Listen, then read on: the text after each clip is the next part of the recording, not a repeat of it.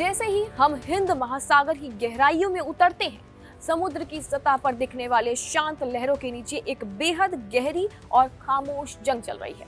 ये वो जंग है जिसे शायद आप और हम देख नहीं सकते, लेकिन इसका असर सीधे भारत की सुरक्षा पर पड़ रहा है। चीन की ग्रे जोन समुद्री रणनीति अब महज एक संयोग नहीं बल्कि एक सुनियोजित कदम बन चुकी है। वो जंग ना तो सामने से दिखती है, ना ही गोलियों की आवाजें सुनाई देती है, लेकिन दांव इतना बड़ा है कि इसकी चुप्पी कभी भी भारत के लिए एक बड़ा खतरा बन सकती है। नमस्कार, आप देख रहे हैं जी न्यूज का डिजिटल प्लेटफॉर्म और मैं हूं आपके साथ कनिष्का मिश्रा। क्या आपने सुना है चीन के ग्रे जोन रणनीति के बारे में? तो बता दें, ये ना तो युद्ध है ना ही शांति, बल्कि इसे हम एक किस्म का सामरिक घुसपैठ कह सकते हैं, जहां चीन धीरे धीरे अपनी उपस्थिति बढ़ा रहा है, लेकिन बिना किसी खुली टकराव के। रिसर्च वेसल, समुद्री तेल की मैपिंग और पनडुब्बियों की गतिविधियां, ये सब चीन के हथियार बन चुके हैं, जिनके जरिए वो हिंद महासागर क्षेत्र में अपनी पकड़ को मजबूत कर रहा है। चीन का डोंगफैंग होंग 3 रिसर्च वेसल हिंद महासागर के पानी में ऐसे घूमता है जैसे उसका नामो निशान नहीं हो।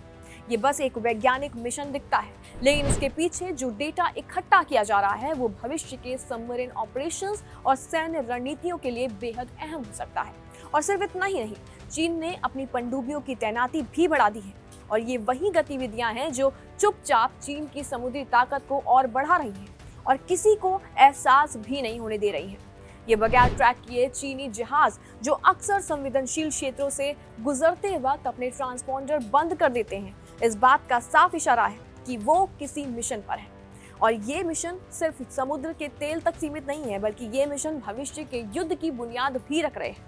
और अब चीन के ग्वादर, हम्बनटोटा और कोलंबो जैसे प्रमुख बंदरगाहों में भारी निवेश कर एक सैन्य नेटवर्क भी तैयार कर रहा है। सवाल अब ये नहीं है कि चीन ने क्या किया है, सवाल अब ये है क्या भारत अपनी स्थिति संभालने में सक्षम हो पाएगा। भारत जो अब तक अपनी समुद्री सीमाओं की रक्षा के लिए किसी भी चूक को नकारता आया है, अब तेजी से जवाब दे रहा है। DRDO के सहयोग से डीप ओशन वॉच जैसी पहल पर काम किया जा रहा है, जो समुद्र के अंदर नेटवर्क, सोनार सिस्टम और अत्याधुनिक सर्विलांस तकनीक को स्थापित करेगी।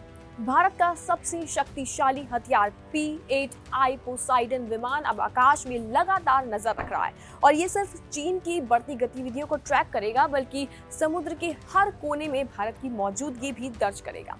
अब सवाल ये नहीं है कि क्या भारत जवाब दे रहा है, सवाल अब ये है कि क्या भारत चीन के साथ कदम से कदम मिलाकर चल रहा है।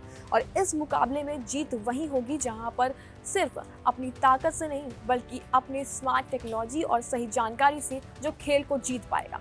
युद्ध पारंपरिक तरीके से नहीं लड़ा जाता है, और ये युद्ध अब इंफॉर्मेशन, निगरानी और चुपके से रणनीति बनाने का है।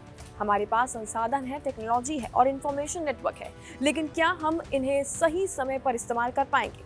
क्या हम चीन की तेजी के साथ मुकाबला कर पाएंगे? और आखिरी बात, चीन अपनी समुद्री ताकत बढ़ा रहा है, भारत अब तैयार खड़ा है, और ये मुकाबला अब सिर्फ समुद्र का नहीं बचा है, बल्कि भविष्य की शक्ति का भी है।